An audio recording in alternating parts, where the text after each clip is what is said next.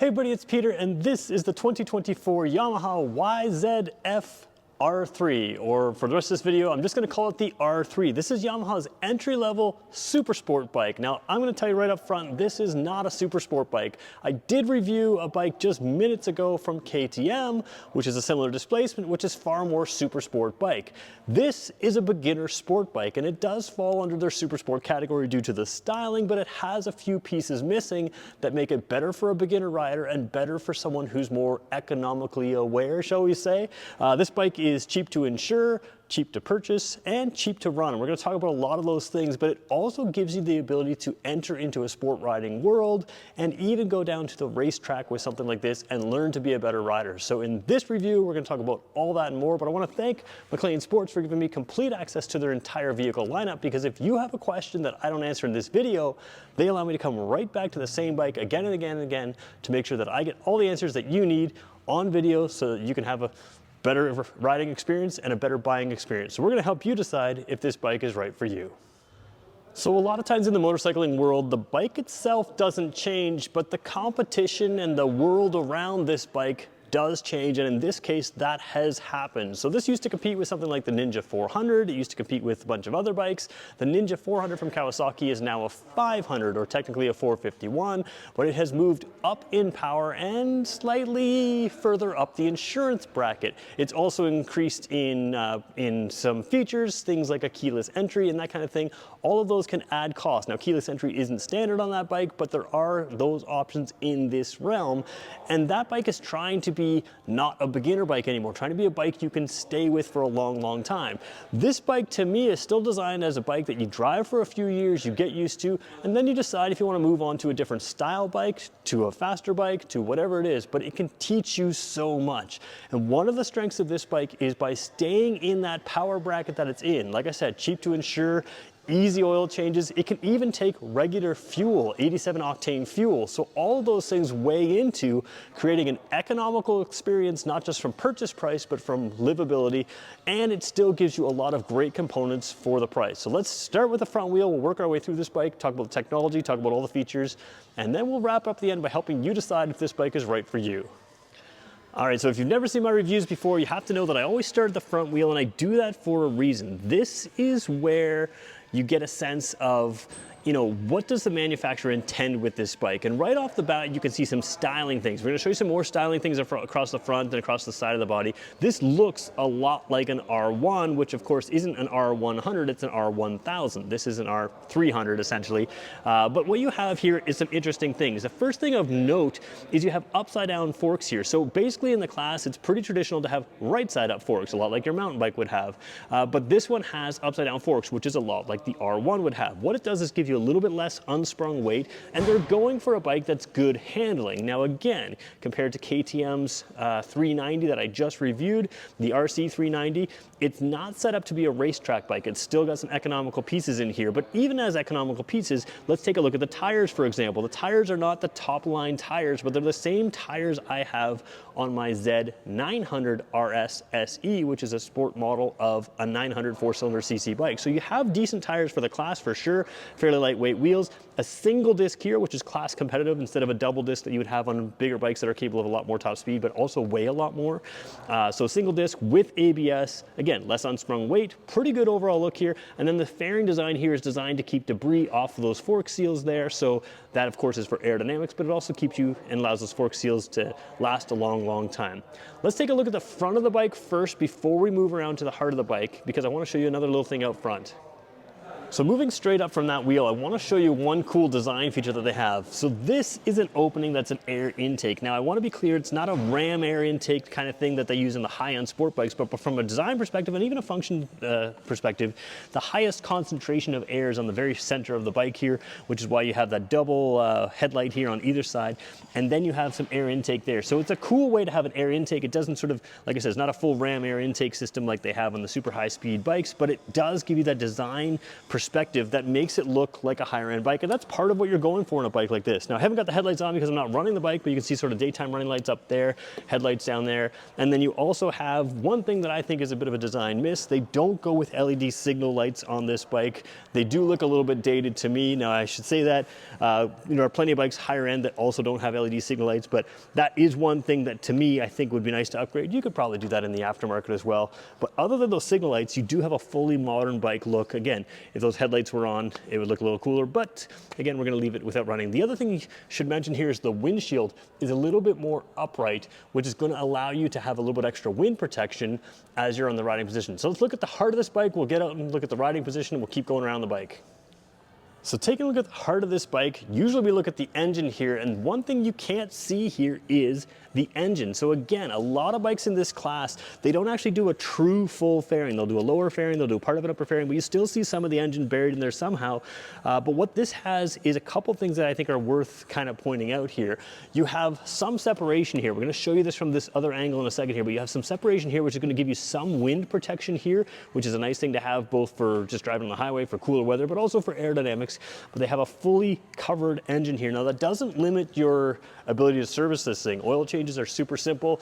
You do the first one at 1,000 kilometers, every 5,000 kilometers beyond that. So that's nice and simple. And again, a 321cc parallel twin engine. So not a single cylinder like some other bikes in the class. It's a parallel twin, 321. Again, doesn't make a ton of power, but it's going to teach you to be a great rider. And again, very economical to insure, very economical to ride, and very economical to own. So again, heart of the engine at 321, or heart of the bike, 321cc parallel twin engine. Again, compared to when I used to ride, when I learned, this has still got a ton of power. This would have been so far class leading when I was learning to ride. So don't discount it because it's not the class leading bike of today as far as power. It's still a pretty great ride. Let's look at riding position now.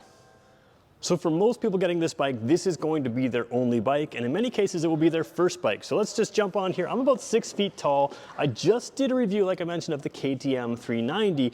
That one is set up much higher, much more leaned forward because it's designed to be a small displacement super sport bike. This one is designed to be a small displacement sport bike, even though Yamaha throws it in their super sport category. First thing you're going to notice, nice low seat height. Again, I'm a proportional 6-footer, but you've got a lot of seat height to spare here for me. So again, easily flat-footed. So even if you're a shorter rider, very easy to feel comfortable on this. And again, general comfort, you're not leaned too far over. Again, not like a super sport bike where all the weight's on your wrist. You're quite comfortable here. And again, that bubble here to the windshield and the higher area does give you some wind protection. If you've ever been on a naked bike versus a decent sport bike with a little bit of wind protection like this one, it can take some of that pressure off your upper body to allow you to be a little less tired on longer trips. And the other thing it does is on a track or in a situation where you want to be as quick as you can really tuck in nice and tight, and you have the tank shape here. I just want to not hit my mic, so I might hit my mic on the tank here. Let's do that there. But you can get your head nice and down here. It's in line with the windshield. Your legs are tucked into this section here, which we will show you in a second here, and you can get that aerodynamic advantage even on this little sort of 300 or 321cc bike. So comfortable seating position. Foot pegs are a little bit high, which is good. There's no interruption or no issues of hitting big feet on an exhaust, which happens in other bikes in this class. So again, compact riding position, great for smaller riders, but still fully comfortable for taller riders. Again, 6 feet, you can be taller than me and still be comfortable on this bike without any issues here. It doesn't feel tiny, it just feels compact and sporty, and that's part of the fun of this bike. Quick handling back and forth, a really fun ride. All right, so I mentioned earlier we were going to show you this sort of extra area here. I'm not on the perfect angle to show you that here, but this does step out an inch or two, and then you can see there's a curve out here. So what that does is allow your legs to be a little bit inside for aerodynamics. That doesn't always happen on these smaller displacement bikes, which again is kind of nice. If you're going to the track, it gives you that aerodynamic advantage, but it also gives you a little bit more warmth in cooler weather. You can see the seat here as well. The tank or the seat does good things here, which is if you're a beginner rider and you want a low seat height, it's not only about seat height. A lot of people measure seat height and they say, okay, this one's more comfortable or that one's better or whatever. It's also about the width across the seat. So this narrows quite a bit at the front, which is going to give you the perception of even lower seat height than it already is.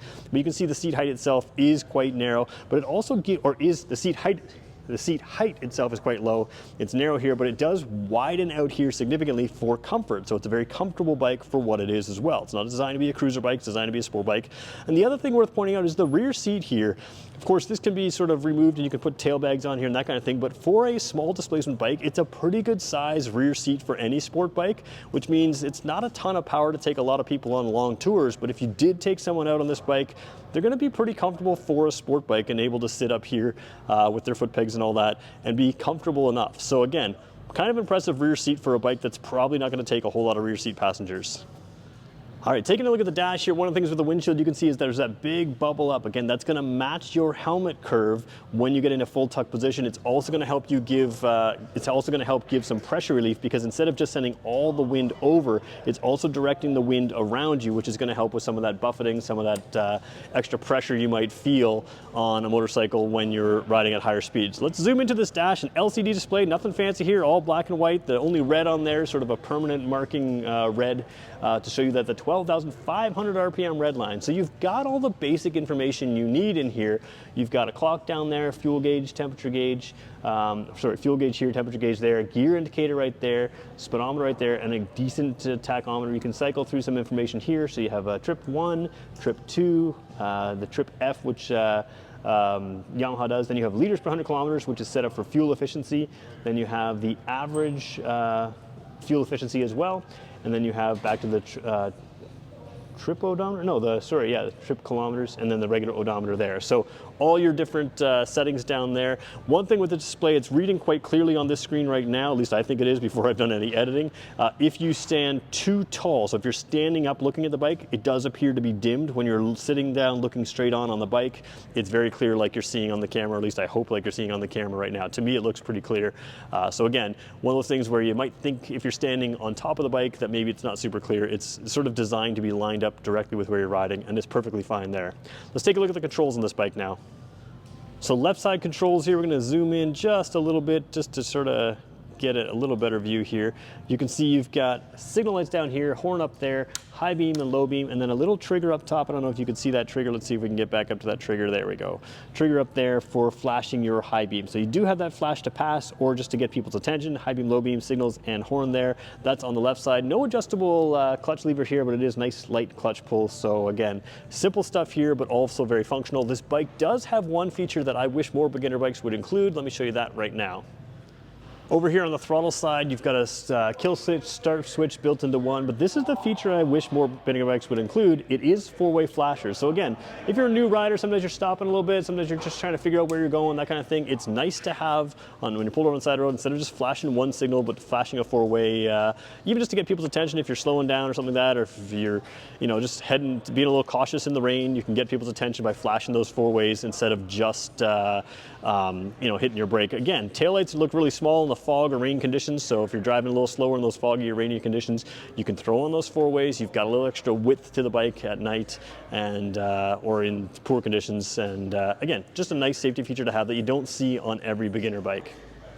All right, so let's talk about if this bike is right for you. Now, there's a bit of a recency bias to a lot of people right now who always sort of push you to the bike with more displacement. This one hasn't got the most displacement, it doesn't make the most power. So why buy this bike? Well, the first thing you first thing you will find about this bike is when you ride it, there's something very unique in the automotive world, whether it's motorcycles, whether it's cars, about a very lightweight vehicle. Lightweight vehicles turn very well, and this one is no exception. It has a quick dive in, quick flickability, and the way it feels in handling is unlike anything you're going to get when you get into higher power, faster motorcycles. So there's a cool thing about this that even experienced riders love. It's the way this thing rides. You just can't replicate that in a bigger, heavier vehicle. Now, it will be the argument, why not go with a faster bike in the class? And that argument kind of washes for me in a couple ways. First of all, if you like another bike, then buy the other bike. Like this, nobody's forcing you to buy this one. But I think some people say, oh, you should buy this one that has, 2 more horsepower, this one has 6 more horsepower, 8 more horsepower, that kind of thing. And you can play that game the entire way up. As soon as you go from a 300 to a 400, 400, a 400 to a 500, a 500 to a 600, to a 650, to a 700, to an 800. You can always say, well, I should have gone the 150 or 100 cc's bigger and that kind of thing. And if that's what you want to do, if you're all about speed, then that is what you should do. Go for something with a more powerful engine.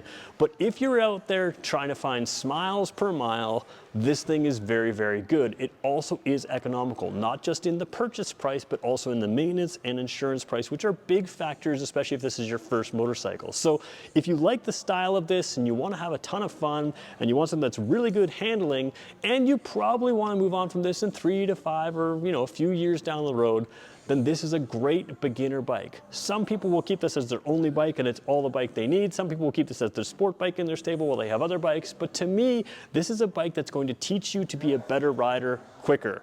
When I started out, you never had even ABS brakes, but you never had, my first bike had drum brakes front and rear, had half the horsepower of this, and it was a blast. So don't get caught up in other people telling you that you need to have a faster bike to have more fun, because you'll just fall in love with the idea of faster and faster and faster and faster. And eventually you'll find that you'll get to a certain speed and go, you know what, that speed is no more fun than this speed was. So that's one of the cool things about this bike. If you need speed and power, buy the bike with speed and power. But if you just want to have fun, this bike exists for a reason and it still sells for a reason. So if you want to see it for yourself, check it out at McLean Sports. There's a link in the description that shows you them. And do me a favor, if you're into this bike, give it a like, give it a comment, that kind of thing. If there's something you want to know about this bike, let me know in the comments. Make sure you hit subscribe, and we'll come back to this bike again and again. Thanks everybody for watching.